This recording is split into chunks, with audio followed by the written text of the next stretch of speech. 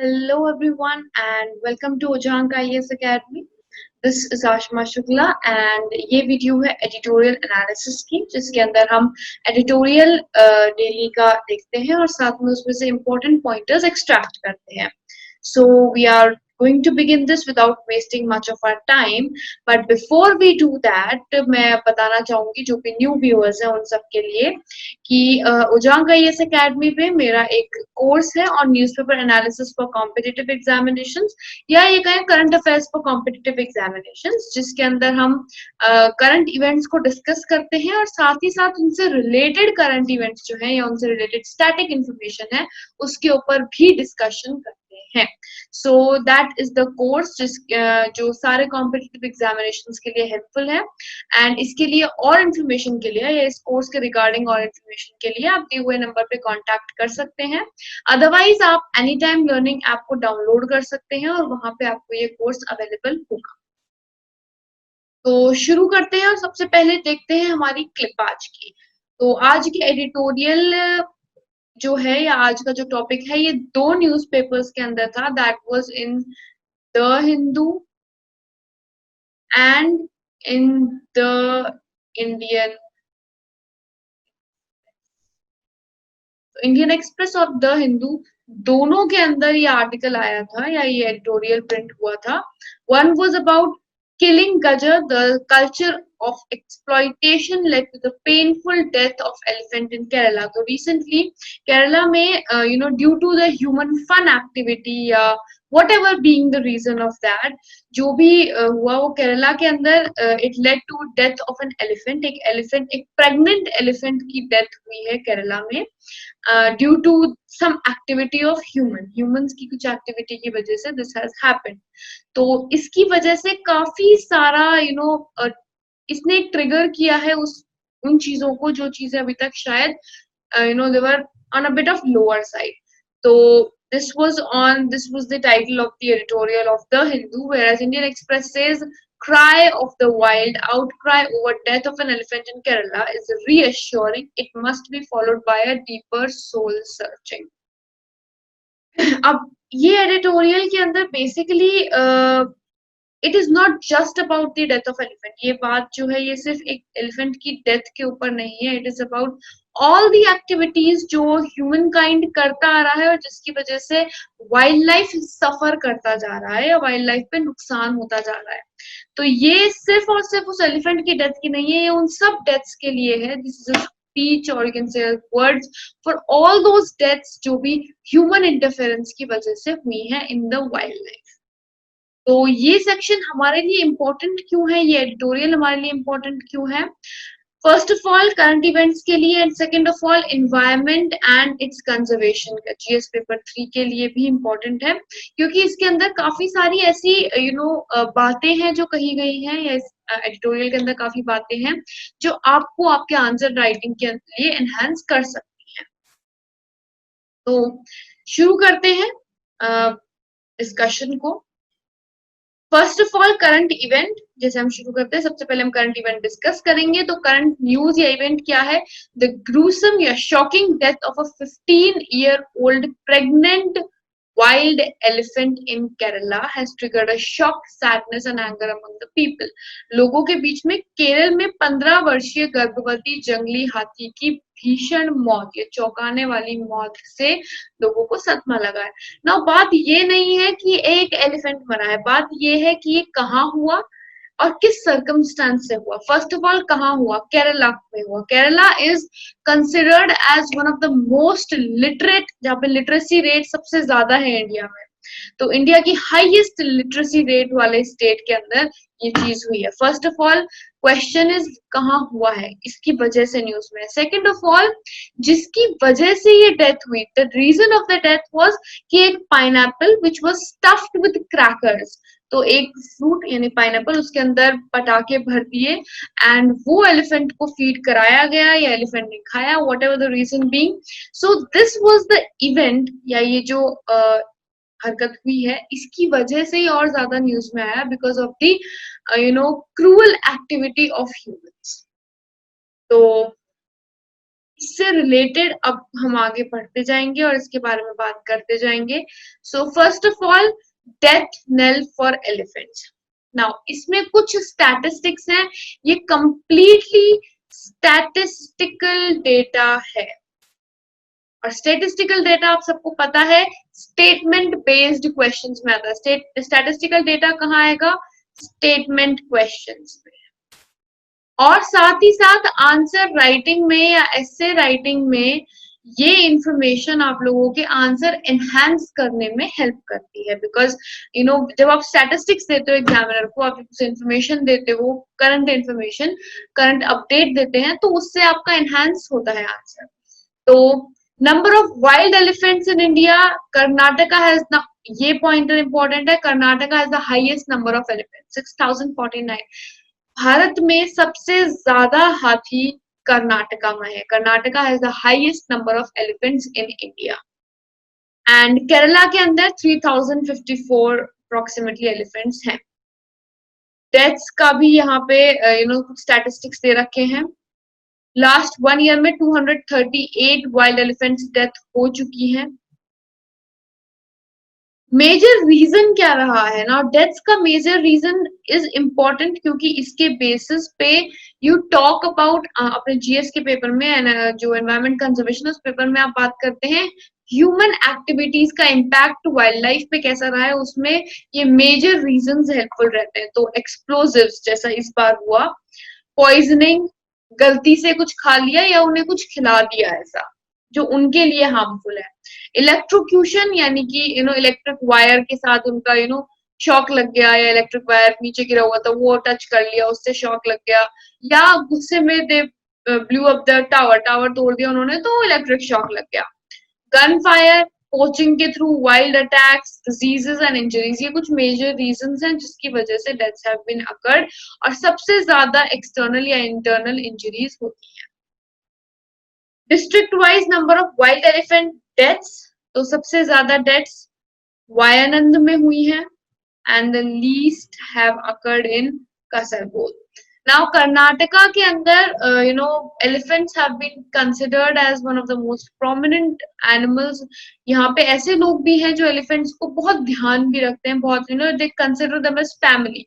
तो ऐसा नहीं है कि सारे ह्यूमंस को हम क्रिटिसाइज कर रहे हैं, लेकिन there are certain humans that have been doing on such prospects. Now, second is the human-elephant conflict. Human animal conflict की बात करें तो हमारे लिए इंपॉर्टेंट इंफॉर्मेशन है, government starting another elephant sanctuary. Government of India एक नई एलिफेंट सैंक्चुरी शुरू करने के फुल प्रोग्राम में है, और ये कहाँ शुरू करने वाला है? इन पेरक, इन 100 हेक्टेयर्स ऑफ लैंड। एंड इसके अंदर क्या है, बेसिक आइडिया क्या है, ह्यूमन एंड एलिफेंट के बीच में जो कॉन्फ्लिक्ट होती हैं, जो कई बार केरला के अंदर देखा गया है, कर्नाटका के अंदर देखा गया है, जहां animals have been attacking human civilization, या human civilizations have destroyed the homes of elephants. तो उनके कॉन्फ्लिक्ट्स को रोकने के लिए नाउ एलिफेंट से रिलेटेड अगर बात करें तो मथुरा के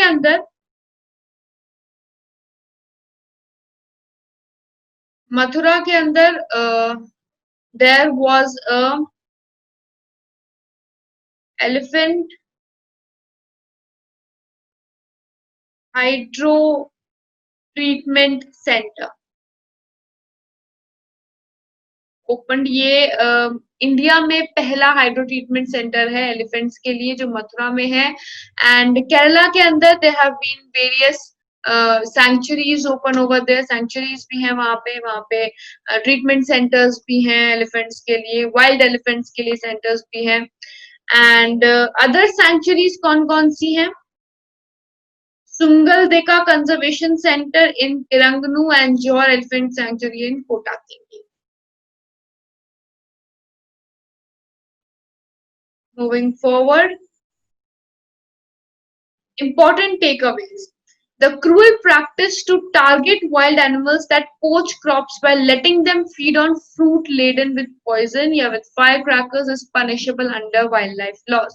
Wildlife laws जो हमारे environment laws हैं उसके according ये एक दंडनीय अपराध है कि अगर कोई या तो जहर में कवर्ड फ्रूट या खाना देता है वाइल्ड लाइफ एनिमल्स को या फिर क्रैकर्स से भरा हुआ, जैसे इस बार हुआ पाइनएप्पल में भर दिए क्रैकर्स, तो इस तरह का अगर कोई हरकत करता है कोई ह्यूमन, तो that is a punishable offence, it is not lenient offence, ये एक पनिशेबल ऑफेंस है।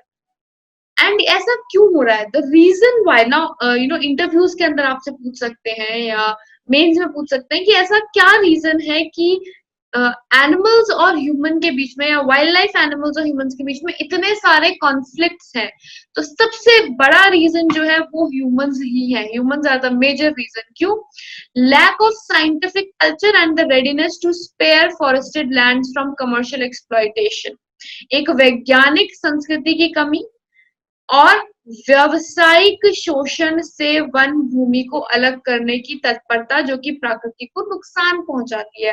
बेसिकली अगर कोई एरिया हम वाइल्ड लाइफ एनिमल्स के लिए कंस्ट्रेन कर रहे हैं, रिस्ट्रिक्ट कर रहे हैं, लेकिन humans are not stopping at that point, जो ग्रीड है अंदर की एक्सप्लॉइट करने की, वो ग्रीड कम नहीं हो रही है और इसी वजह से कॉन्फ्लिक्ट हो रहे हैं। जो उनके खुद के घर हैं वो हम उनसे छीन रहे हैं। तो ऑब्वियसली ना, टेक इट ऑन योरसेल्फ। अगर आपको आपके घर से कोई निकाल दे, although your boundaries are set, लेकिन फिर भी आपको आपके घर में घुस के कोई आपको परेशान कर रहा है, तो डेफिनेटली आप उसको भी काउंटर में परेशान करेंगे या आप उससे बात नहीं करेंगे, या there are going to be counter reaction. हर every action has equal and opposite reaction.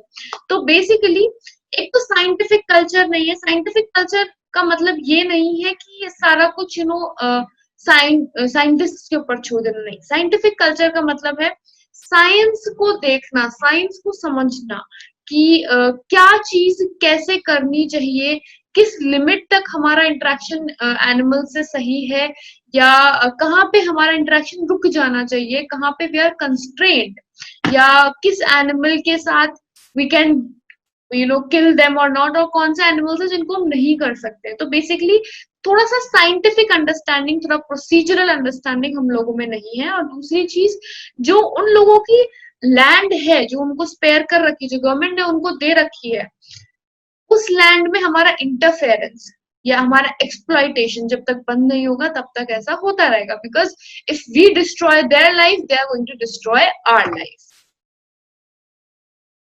Now moving forward, एक बहुत ही इंटरेस्टिंग कमिटी थी जो द हिंदू एडिटोरियल के अंदर मेंशन भी की गई है, that was Madhav Gadgil committee. Although इसकी रिपोर्ट कंसिडर नहीं की गई, इसकी रिपोर्ट को रिजेक्ट कर दिया गया था। वो क्यों किया गया था ये भी हम बात करेंगे, पर पहले बात करते हैं कि माधव गडगिल कमिटी बनी कब थी, क्या था इसके अंदर। तो अगर हम इस कमेटी की बात करें तो कुछ 8 साल पहले ये कमेटी बनाई गई थी। एंड इस कमेटी के हेड या चेयरपर्सन थे माधव गडगिल। और ये कमेटी किसके लिए बनाई थी? कि बेसिकली वेस्टर्न घाट से रिलेटेड बनाई गई थी। वेस्टर्न घाट्स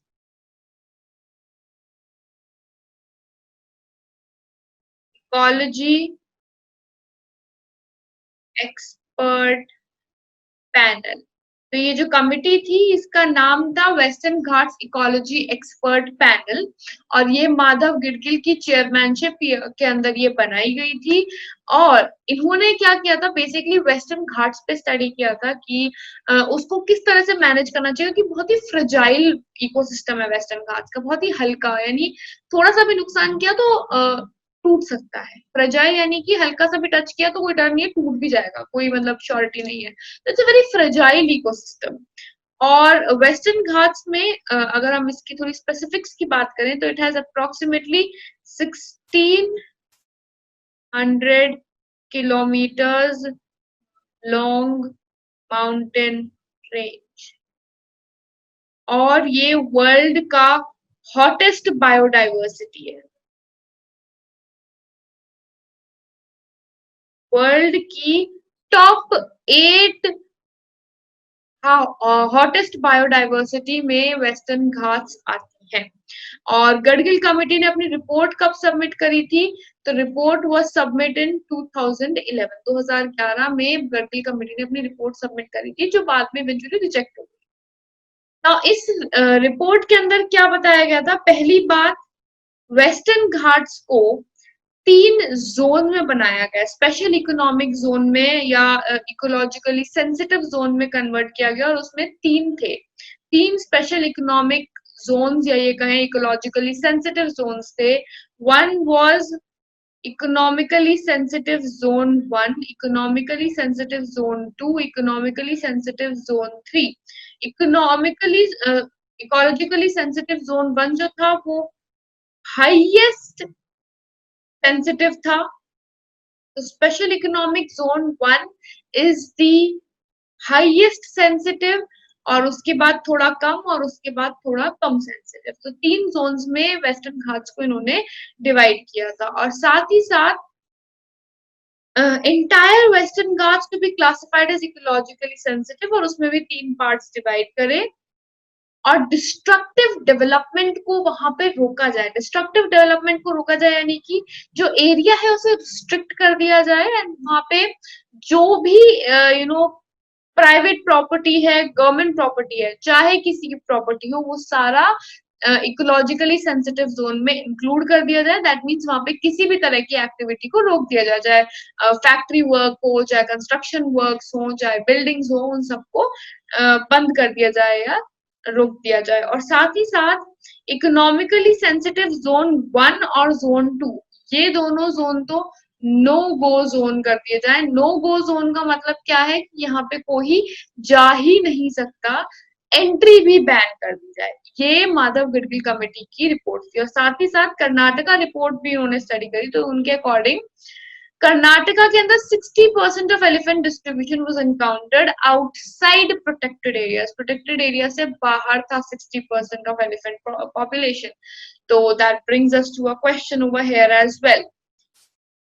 तो क्या किया गया था? पहली बात, वेस्टर्न घाट्स को इकोलॉजिकली सेंसिटिव जोन में डिवाइड किया गया। इसके अंदर भी 3 पार्ट्स किए गए, जोन 1, जोन 2, जोन 3। जोन 1 सबसे ज्यादा sensitive and zone 3 comparatively least sensitive. Zone 1 और जोन 2 जो थे वो नो गो जोन थे, यानी कि वहां पे कोई जा भी नहीं सकता। किसी भी तरह का डेवलपमेंट वहां पे रोक दिया था, किसी भी तरह का कंस्ट्रक्शन वहां रोक दिया था, चाहे वो लार्ज स्केल कंस्ट्रक्शन हो, रेलवे कंस्ट्रक्शन हो, बिल्डिंग कंस्ट्रक्शन हो, सोसाइटी कंस्ट्रक्शन हो, डज नॉट मैटर, हर तरह का कंस्ट्रक्शन रोक दिया गया था। और इसे प्रोटेक्टेड एरिया में डाल दिया, दैट इज एनवायरमेंट एक्ट के अंदर इसे इंक्लूड किया गया है। ये यहाँ का इन्होंने स्टडी की थी। नाउ अब जब इन्होंने इतनी अच्छी स्टडी करी, इतने स्ट्रॉन्ग रिकमेंडेशन दिए, तो फिर ये रिजेक्ट क्यों कर दी गई? रिजेक्ट करने का भी एक ही रीजन था, and that was a strong decision. जो इन्होंने स्ट्रॉन्ग डिसीजन लिए, इसी की वजह से इस रिपोर्ट को रोक दिया गया था या इसे इम्प्लीमेंट नहीं किया गया। रिजेक्ट करने का एक ही रीजन था, that was political pressure. Political pressure भी क्यों? काफी सारी पॉलिटिकल पार्टीज ने रिजेक्ट किया था। केरला ने भी रिजेक्ट किया, केरला की जो गवर्नमेंट ने। द रीजन बीइंग, जो भी एरिया है वेस्टर्न घाट्स का जिसे इकोलॉजिकल सेंसिटिव जोन में डाल रहे थे, उसका मेजर पोर्शन प्राइवेट कंपनीज के पास था, प्राइवेट प्रॉपर्टी था। अब प्राइवेट प्रॉपर्टी लेने के लिए गवर्नमेंट को मेहनत करनी पड़ती है, and there would be certain people offended. तो इसलिए इस कमेटी की रिपोर्ट को रिजेक्ट कर दिया गया था। इस कमेटी की रिपोर्ट को इम्प्लीमेंट नहीं किया गया, दैट सिंपली मींस रिजेक्ट कर दिया गया था। तो रिकमेंडेशंस अच्छे थे, नो प्लास्टिक जोन, टूरिज्म भी नहीं, एंड सही से कंजर्व किया जाए उस एरिया को, but implementation could not take place. और इम्प्लीमेंटेशन का सिर्फ एक रीजन था, and that was political pressure. Moving forward and coming to the conclusion. Now, the sensible course open to conservation-minded government is to end all intrusion in the 5% of the protected habitat of India. संरक्षित केंद्रित सरकार के लिए समझदार पाठ्यक्रम भारत में संरक्षित आवास में 5% में सभी घुसपैठ को समाप्त करना है। यानी कि गवर्नमेंट को ये स्टेप लेना चाहिए कि जितनी भी प्रोटेक्टेड हैबिटेट है उसमें एटलीस्ट 5% ऑफ उस प्रोटेक्टेड एरिया में कंप्लीट प्रोटेक्शन हो, जैसे जो भी बात हुई थी नो गो जोन की, यानी कोई वहां जा ही नहीं सकता, चाहे टूरिज्म सेक्टर से रिलेटेड हो, चाहे टूरिज्म हो, चाहे कुछ भी हो, उस 5% एरिया में नो ह्यूमन इज अलाउड। इस तरह का एक कंजर्वेशन माइंडसेट बनाना पड़ेगा। The culture shift to protect rather than prospect would genuinely enrich people and save biodiversity. संभावना की बजाय रक्षा के लिए एक सांस्कृतिक बदलाव वास्तव में लोगों को समृद्ध करेगा और जैव विविधता को बढ़ाएगा। यानी कि अगर माइंडसेट हमारा प्रोटेक्ट करने का है,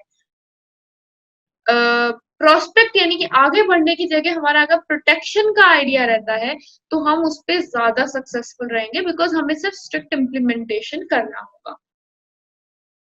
नाउ जैसे कि इंडियन एक्सप्रेस ने कहा, outcry over death of an elephant in Kerala is reassuring, but we need to go to a deeper soul searching. Kerala में एक हाथी की मौत पर आक्रोश व्याप्त है, बहुत सही है, टॉपिक उठना चाहिए। ये एक वजह बन गया है कि एनवायरमेंट कंजर्वेशन का टॉपिक उठे, बाहर आए ये टॉपिक। लेकिन सिर्फ और सिर्फ टॉपिक उठने से कुछ नहीं होने वाला है, there needs to be a proper evaluation as well. Evaluation जरूरी है, प्रॉपर स्टेप्स जरूरी है, कंजर्वेशन जरूरी है। सो बेसिक थिंग इज कि सिर्फ बोलने से नहीं होगा, इम्प्लीमेंट भी करना पड़ेगा। और इम्प्लीमेंटेशन के लिए क्या है, स्ट्रिक्ट लॉज, माधव गिडगिल कमेटी के रिकमेंडेशंस को दोबारा कंसिडर करना चाहिए, and various other current situation को देखते हुए और बढ़ाना चाहिए, फॉरेस्ट एरिया बढ़ाना चाहिए, प्रोटेक्शन एरिया बढ़ाना चाहिए। These are the things that government needs to do. Okay, so I hope कुछ पॉइंटर्स आपके पास क्लियर हो गए होंगे। अब हम वोकैबुलरी पे आते हैं, यानी हमारा second segment. First word is treacherous, यानी कि ट्रेटरस, डिसलॉयल, डेंजरस, नमक हराम, कपटी इंसान, छली इंसान, यानी कि जो हमारे लिए लॉयल नहीं है या हमारे लिए नुकसानदायक है, that is treacherous. Since I have a fear of heights, all roller coasters appear treacherous to me. यहाँ पे ट्रैकरस का मतलब है डेंजरस इस सेंटेंस में। तो सिंस मुझे हाइट से डर लगता है, इसलिए मुझे सारे रोलर कोस्टर से भी डर लगता है। सिंपल सेंटेंस है। सेंटेंस के अकॉर्डिंग मीनिंग डिसाइड होता है, मीनिंग के अकॉर्डिंग वर्ड नहीं। तो वर्ड सेंटेंस के मीनिंग के अकॉर्डिंग एडजस्ट होता है। Second is revulsion. रिवल्शन यानी a सेंस ऑफ डिस्गस्ट या सेल्फ लोथिंग, यानी खुद के ऊपर, खुद के बारे में ज्यादा बोलना या किसी से घृणा करना, किसी चीज का बुरा लगना अंदर ही अंदर, तो वो होता है रिवल्जन। जैसे news of attack will be met with sorrow and revulsion. Sorrow and revulsion यानी दुख भी होगा और साथ ही साथ एक अंदर से बुरा भी लगेगा। वर्डेंट ग्रीन विद ग्रास और अदर रिच वेजिटेशन, हरा ताजा, ऐसे वेजिटेशन की वजह से थोड़ा हरियाली आना। तो verdant forest stretch to the steely sky. Retaliatory यानी कि अवेंज, प्रतिकार लेना, बदला लेना, बदले में कुछ करना, जो कहते हैं ना बदले की आग में करना, दैट इज रिटेलिएटरी। आपको कुछ बुरा लगा तो आपने बदले में कुछ किया, that is retaliatory. He urged people not to resort to retaliatory violence, यानी उसने लोगों को कहा कि बदले की आग में दंगे फसाद ना करें। तो ये आज की 4 वर्ड्स रहे। These are the 4 words that have been discussed and I hope ये वर्ड्स क्लियर हैं, एंड इनके ऊपर आप सेंटेंस बनाएं, यूज करें, क्योंकि सेंटेंस अगर आप वर्ड अगर आप यूज में नहीं लेंगे तो आपको याद नहीं रहेंगे। और वर्ड्स कहाँ काम आते हैं, वोकैबुलरी काम आती है आंसर राइटिंग के टाइम पे, जब आपको अच्छे वर्ड्स की जरूरत होती है अपने आंसर को डिस्क्राइब करने के लिए। तो फिलहाल सेशन यहीं पे एंड होता है। Thank you so much for joining with me. कल मिलते हैं फिर next day. Until then goodbye, take care and have a great day.